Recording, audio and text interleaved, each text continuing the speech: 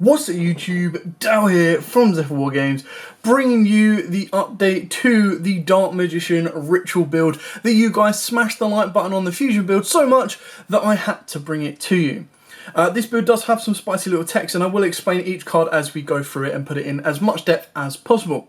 Now this isn't the competitive version because the competitive version, in my opinion, needs to require the Dogmatica engine, and what that allows you to do with the Dogmatica engine is it gives you another little bit of added power. Now with the Dogmatica engine, if you have it and you want to put it in here, you can do, and what it will allow you to do is it will allow you to have your ritual monster plus a Shadow Winder, or you back yourself up with the Dogmaticas, and the Dogmaticas stop you special summoning from the extra deck. So it does still mean that you can still use the monsters, or the Dogmaticas specifically, as ritual fodder. So it is an option for you to put in this deck, but other than that, this deck is definitely built to be rogue, and there's a couple of little text and touches in here that will really give it a fighting edge. With all of that away, please smash the like button, hit the notification bell and subscribe. You get this video up to above 50 likes, I will try and bring you either test hands or duels with either this profile or the fusion one as well. Let's get into today's profile of Dark Magician Ritual. So, as we start off with all Dark Magician decks, we do play triple Dark Magician, straightforward and simple on that one. We've then got triple Magician Souls. Now, this is actually more important in the deck than usual, purely because some of your ritual monsters, well, I say some, one of your ritual monsters is a level 8. And because most of the ritual spells require specifically that exact number, you do need to sometimes bring out a Souls with a Dark Magician to make that level 8. The other thing about Magician Souls is technically it's a level 1 that can give you a level 6 or a level 7 ritual fodder. Now, what you can do in Magician Souls as well is Magician Souls can be used to ditch ritual spells. Because you have Preparation of Rites, if you ditch the ritual spell, you play Preparation of Rite, you just get it back anyway. So it's a free draw off of Magician Souls. After that point, Magician Soul is pretty much just fodder on the board, unless you're going to use it to link climb higher. And the only reason you're going to link climb is if you have the ability to go into Verte Anaconda, which would usually be Rod plus Souls, and then you need to have the level fodder for it. So Triple Magician Souls on that one. Triple Magician Rod, there's no Dark Magician deck that should ever play less than 3 of this until we get a brand new card that does what Rod does but better, which I don't know how they could do that really, apart from saying activate it directly to the field. But with Rod, obviously the one thing that's big difference in this deck than the other decks is it can search out your Chaos form as well. But it pretty much is going to go for your Circle, your Eternal Soul and all of the cards like that. In this build, we do play the one Dark Magician Gale. Now, this is one of the other builds that you would play Dark Magician Gale in, purely because of a spicy tech that we play within the deck. She is free level fodder. Whether it be coming off of Souls or whether it comes off the spicy tech, it's just a free card that comes on the board, level 6. And as long as you can get the remaining levels, whether it be a level 1 Souls, or you need to then make a level 2 in order to get into the level 8s. But 9 out of 10, you're going to be ritual summoning during your turn, using specifically level 7s. So you're either going to be using just Dark Magician, just Red Eyes Black Dragon, or you can use Dark Magician Girl plus Eternal Soul. The other things you can do is if you can find a vanilla level 6 to fit the deck, you can put that in there as well. The reason we've also got Red Eyes Black Dragon in here, not only because it can be used as Red Eyes Fusion to Dragoon fodder, but because it is a level 7 vanilla. So it actually serves 2 purposes in the deck. Now, 9 out of 10, what I mean by this is you're probably going to use Red Eyes Fusion first. So you could arguably take out Red Eyes Black Dragon and Red Eyes Fusion, because what you would do, or the initial play, is you play Preparation of Advanced Ritual Art, you send Red Eyes Black Dragon if you can't send Dark Magician or you've already sent Dark Magicians, put them to the graveyard, and then ritual summon a monster. And then rather than trying to make Verte Anaconda to make Red Eyes Fusion, you can actually make Verte Anaconda to make Magical Eyes Fusion. So it's just a more consistent route of putting Red Eyes Black Dragon to the graveyard. So it's just another little tech. You can take this out and Red Eyes Fusion, and if you want to, that's where you can start building space for either Dogmaticas, or you can start building space for like Allure of Darknesses, or even the True Name. Now, the reason I haven't put the true name in this deck is purely because all the ritual spells say specifically they must need either Dark Magician or a Dark Magician Gale, or they need to have the exact levels. And obviously, because Obelisk is such a high level, it doesn't really synergize with any of the ritual monsters unless you want to put in a high level ritual monster, and even then it doesn't really synergize as well. Speaking of high level vanillas, we do play the one Cosmo Queen. Now the reason we play this is because it is a level 8 vanilla spellcaster. So you send it to the graveyard using, of course, your advanced ritual art, and that will allow you to make either Blue Eyes Chaos Max during your turn, or make your Magician of Black Chaos Max during your turn. It's rare you actually need to do that, but it is an option there for you. Again, if you don't want to be playing so many bricks like this, you can take these out and go with other cards. Another card you put in is Allure of Darkness, and she becomes free fodder. You very rarely ever want her in the hand, but what it does allow you to do is it brings you out your Chaos Magician of Max, you tribute that off, your opponent can't use monster effects for the rest of the turn, and it pretty much locks them down and out for that turn. So as long as you've then got the ability to keep on going further, then you're good to go. Then for the ritual monsters, we've got 2 Magician of Chaos. This, of course, I wish this had the Magician of Black Chaos Max effect, but this is your level 7, this is your Dark Magician, and it treats itself as Dark Magician on the field or in the graveyard, so it does mean it can be brought back with Eternal Soul. One thing you do have to keep in mind is once per turn, when a spell or trap or effect is activated, quick effect, you target one card on the field and destroy it. So the issue is it targets, and it's a when effect. So it's not as great as it could possibly be. And if it was like, even if it was target and banish, that would have been absolutely fine. But the idea is that off of the back of Circle, you can banish and pop a card, basically. And it's nice it can come back with Eternal Soul as long as you have successfully Ritual Summoned it. Then you can, if it is destroyed by battle or card effect, which is nice because this one says, if this Ritual Summon card is destroyed by battle or card effect. So if you ram it into your opponent, or if you were to destroy it by your own card effect, you can special summon 1 Chaos or Blackluster Soldier ritual monster from your hand. Now, again, ignoring its summoning conditions, again, the issue with this is, yes, if it's destroyed, you have to have Magician of Black Chaos or Blue Eyes Chaos Max in your hand. And obviously, if you don't have them in the hand, this effect is pretty much dead. This would have been more broken if it said from the deck. And I wouldn't have minded if it said, you know, it has to bring out a BLS from the deck, then you'd probably play it a little bit more. But the effects are okay, and they're pretty good with what you want to utilise them for.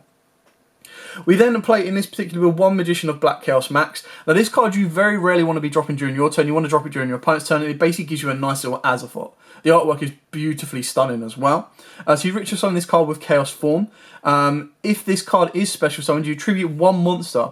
Your opponent cannot activate monster effects this turn. When this card is destroyed and destroys an opponent's monster by battle, you can target 1 spell card in your graveyard and add it to your hand. So again, that's very nice for recurability, but 9 out of 10, probably what you're going to do is you're going to use the quick play ritual spell, bring him down during your opponent's turn, use the effect to tribute himself off, or contribute off a rod if you want to.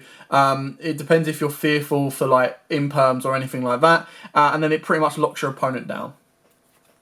We've then got the 1 Blue Eyes Chaos Max, because not only can it come off the back of Magician of Chaos, but it is a very, very good aggressive card that not a lot of people will be expecting. Like, so if they're not expecting Dark Magician in general, but then if you're able to drop a Chaos Max and they've been foolish enough to leave a monster in defense, you just go Chaos Max, 1 punch, game over.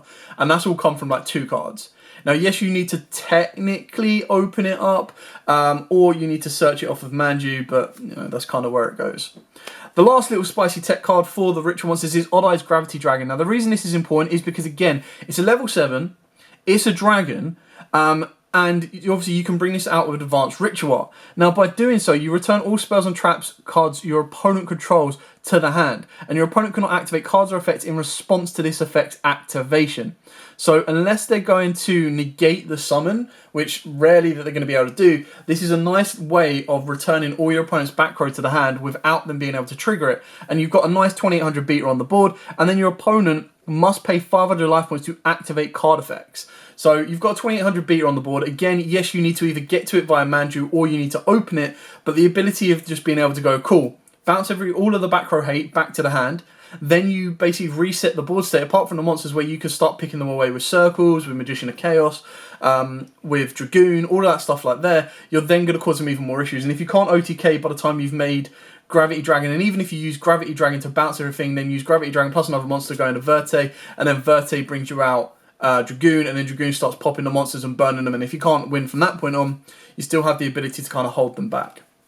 Then finish up the monsters, we've got 2 Manju. So this pretty much takes the Keeper of Dragon magic space in the deck, in the sense that it clashes with Rod. 9 times out of 10, you're probably going to want to normal summon the Rod, because it'll get you that little bit further. But if you already have the Ritual spell, you probably want to normal summon the Manju to get you the Ritual monster, because this is the most direct route to get to the Ritual monsters. Because obviously there's no way of searching the Chaos Max, the Blue Eyes Chaos Max, Magician of Chaos, or Odd Eyes Gravity within the Dark Magician archetype itself. So Manju is probably your best option for that. He is a light, so if you wanted to mess around with some Chaos cards, you could do, but to be totally honest, I think this ratio works out nicely. Moving on to the spells, of course, True Dark Magical Circle. Apart from the additional fact that Magician of Chaos triggers this as well, because it counts as Dark Magician, not much more needs to be said about this. Soul Servant, you can technically stack Magician of... Is it Magician? I think it lists Dark Magician, yeah. So Magician of Chaos, because obviously it says Dark Magician in its name. So that's really important on that one. And on top of that, you then get to draw more cards because you're going to have Dark Magician and Dark Magician Girl in the graveyard, because chances are, if you're going to play your ritual plays, you're going to get Dark Magician to the graveyard the exact same way you'd probably do with Averti Anaconda. So you can then use Soul Servant to Magician Soul, sorry, to send Dark Magician Girl, and then you're going to get a draw 2 off your Soul Servant. Then a spicy tech in this is Fusion Deployment. Now I know a lot of you people are going like, what? Hang on, is Fusion Deployment in a ritual deck? Yes, but Fusion Deployment is a free, like this card can count as a level 7 or a level 6. So it gives you 3 levels to the board, which is what is absolutely amazing about it, is you literally just reveal either, well, you can just technically reveal the Dark Magicians, and then from the Dark Magicians, or even Red Eyes Dark Dragoon, you can get Red Eyes from your deck to the board, which is a free level 7 fodder, and if you've opened up Chaos Form or get to Chaos Form, you can then use that to ritual summon one of your ritual monsters, which is beautiful. Keep in mind as well that I do believe, because the Ritual Magician of Chaos counts as Dark Magician in the graveyard and on the field, more so in the graveyard, if you wanted to use Magical Eyes Fusion with that card in the graveyard, you can use that with Red Eyes to make your Dark Dragoon, or any Dragon monster. As we've seen, you already play Chaos Max, and you also play Gravity Dragon. So it works out really, really nicely. You've just got to get past that blockage of not being able to access the Link monsters in your extra deck. But then if you want to take these out, Allure of Darkness is another option. I just thought I'd rather go with a guaranteed I can get any level 7, technically, and a level 6 out of my deck, in comparison to what else I can play. You can also tech in the Fallen of Albaz if you wanted to in this deck. Just as a little tech, you'd have to play the Titaniclad or any of the fusion monsters that lists him in the name. But it just gives you another free Dark Dragon monster to the board, and technically like a Super Volley. We've then got double Preparation of Rites and double Advanced Ritual. Now you can probably bump Ritual up to 3, just with pure consistency on this factor. But obviously the idea behind Preparation of Rites is it allows you to add any of your level 7s and lets you add the Ritual spells back from the grave to the hand. Now you shouldn't be pumping Rituals out left, right and centre. As you can see, it's kind of more of a controlled build. It's not like the level of Drytron where technically if you wanted to, you're going to be pumping out 2. If you're lucky enough, you can probably pump out 3 Ritual monsters a turn. Whereas with this, you want to kind of control a little bit more, and then swing in and OTK. So Advanced Ritual Art, obviously use to ritual summon any ritual monster, but you must also send normal monsters from your deck to the graveyard whose total level is equal. That's the issue, is when they say equal, that's where it becomes a little bit difficult, which is why you do play the Cosmo Queen, and it's why you also can use and abuse Red Eyes as well. For the other ritual spells, and the reason I've made Advanced Ritual Art a 2 rather than a 3 is we do play 2 Secrets of Dark Magic, because not only does this contribute towards the fusion, but it also contributes towards your ritual summoning. And like I said, you kind of want to ritual summon during your opponent's turn, mainly for the Magician of Chaos Max, because that is when you're going to shut your opponent down, because its effect triggers on summon. That's where it's going to get a bit more utility. And then of course we've got the 1 Chaos Form, which is pretty much all you need because it is searchable off of Rod, it's addable off of Circle, and it's also stackable off of Souls. And what this allows you to do is you can tribute monsters from your hand or field and or banish Blue Eyes or Dark Magician from your graveyard. So if you wanted to, you could tech in a single Blue Eyes. That would probably take the place of the Cosmo Queen, which would work out quite nicely, but all it would really do is just give this a bit more consistency, in the sense that you would use Advanced Ritual Art rather than dumping Cosmo Queen, would dump Blue Eyes, and then you'd banish the Blue Eyes to bring out Chaos Max or Magician of Chaos Max. But again, because you're only playing 2 level 8s, the secondary effect of this to summon out the level 8s is a little bit more difficult. You'll probably got more of a chance of playing Advanced Ritual Art to send your Magician of Chaos, and then activate. I'm just going to check. Once per turn, so it's not a hard once per turn on the Magician of Chaos. So technically, if you did get to 2 Magicians of Chaos, you could activate Advanced Ritual up to send a Dark Magician or a Red Eyes. But you send a Dark Magician, then activate Chaos Wand to banish that exact same Dark Magician, and that can then give you access to rank 7 abilities, or you just leave with 2 of the Magician of Chaoses on board. We've then got the Dark Magic Inheritance, because apart from the ritual spells themselves, but like Preparation of Rites, once it hits the graveyard, is pretty much dead. Fusion Deployment, once it hits the graveyard, pretty much dead. So being able to activate Dark Magic Inheritance, which can then also search you out Chaos Form, a Secret of Dark Magic, or of course Circle, Eternal Soul, anything like that, is obviously going to give you that additional bump of consistency. We've then got the fusion spells of the Magical Eyes Fusion and the Red Eyes Fusion. Like I said, it really depends on the Red Eyes Fusion. You can technically cut it out. We're on a 41 card deck at the moment. I would probably, if you were going to cut out Red Eye Fusion, you might as well cut out the Red Eyes as well. But you could keep them in there as discard or just send fodder, as long as you have the ability to get Dark Magician to the graveyard. But then Magical Eyes Fusion is going to put in a lot more work than you would naturally expect. And the best thing as well you've got to keep in mind is because we have added in our Magician of Black Chaos plus our Magician of Chaos, they are additional spellcasters. Now, the one thing you've got to keep in mind about the Magician of Chaos is it doesn't treat itself as a different name. So I believe if you banish it off of Magical Eyes Fusion for Quintet, it counts as Dark Magician, but it could check the name when it's banished, and when it's banished is actually Magician of Chaos. So I'm not 100% sure on that as to whether the Quintet would get the full effects or not, but either way, it's just another name that you're easily going to be putting in the graveyard to get to your Magician of Chaos. And then Triple Eternal Soul, you've got more targets for this now because of the Magician of Chaos. And when you bring back Magician of Chaos, it's basically like bringing back an effect version of Dark Magician. And that's then going to allow you to pretty much pop a card. So basically the idea is, if you've got Eternal Soul and Circle, you activate Eternal Soul, bring back Magician of Chaos. Circle would trigger because Magician of Chaos is Dark Magician to banish a card, and then Magician of Chaos will trigger to pop a card because a spell card has been triggered while he's on the field. So that's it for the main deck lineup. Moving on to the extra deck. Short, sweet, simple to the point. We'll start off with the XYZs. We've got Red Eyes, Flare, and Ebon Illusion, purely because with the Ritual Monsters, you're able to special summon out level 7s a little bit more consistently and easily. So in this particular build, you're actually able to make your XYZs a lot easier. We've then got for our fusions, obviously double Red Eyes, Dark Dragoon. Reveal this, send a Red Eyes, or fusion summon out, a fusion deployment out a Red Eyes or a Dark Magician. Nice. But this 2 is just for a safety precaution, because you can't always guarantee that your opponent isn't going to like rip one or destroy one or get rid of one. So it does give you a backup play. Dark Magician, the Dragon Knight, purely because you might want to actually protect your quick play ritual, and you might want to protect like your Eternal Soul and stuff like that, so it does give you another option to use and abuse. The Dark Magicians, what's nice about this is I did also consider the Ebon High, but then this pretty much takes its place. It's like if you're gonna XYZ more than Fusion, then you can go with Ebon High. But because we've got Fusion deployment as well, we can reveal Dark Magician Gale and bring her out of the deck as well. Quintet, obviously talked about him, Boss Monster, Mac Daddy, pretty much everything you need, but you're only ever going to resolve it with Magical Eyes Fusion. Then on to the Link Monsters, pretty straightforward on this one. So for the Link ones, we've got the 1 Artemis and the 1 Unduct. Artemis is a little less relevant, you don't need to rely on it so heavily, but it does give you that option of turning Rod into this, put Rod in the graveyard, get an additional monster on the board, Link even higher. Speaking of that, Link 2s, we do have our Predaplant, Verte Anaconda, and IP Masquerina. If Verte gets hit, it's not the end of the world in this particular build because you are going for rituals. One of the ritual cards you could consider is the Link 3, can't remember what it's called, Nephesis, the Link 3 Nephesis, which basically if it has ritual monsters used as material, it's going to get stronger, but you don't really want to use your ritual monsters as fodder. We've then got, of course, the 1 Selene, the 1 Unicorn, and the 1 BLS. You can, of course, put in Nightmare Phoenix if you want. But another good thing about Selene is Selene can actually bring back Magician of Chaos and can bring back Magician of Black Chaos Max because they are spellcasters. So that's really, really nice utility. Your ritual monsters are all going to be level 7s or higher, so this is a nice boss monster you can make. And then finally you got your access code, because just making Selene plus bring back Dark Magician, turn it into Umduct and Selene gives you a 5300 access code with at least two pops in the graveyard. So just an additional boss monster just to help you push through those power play boards. But to be totally honest, you're probably going to end up using Selene. Selene can then bring back the Magician of Chaos Max and trigger off. But by that point, the only reason you would be triggering off your Chaos Max is to stop your opponent battle effects or anything like that.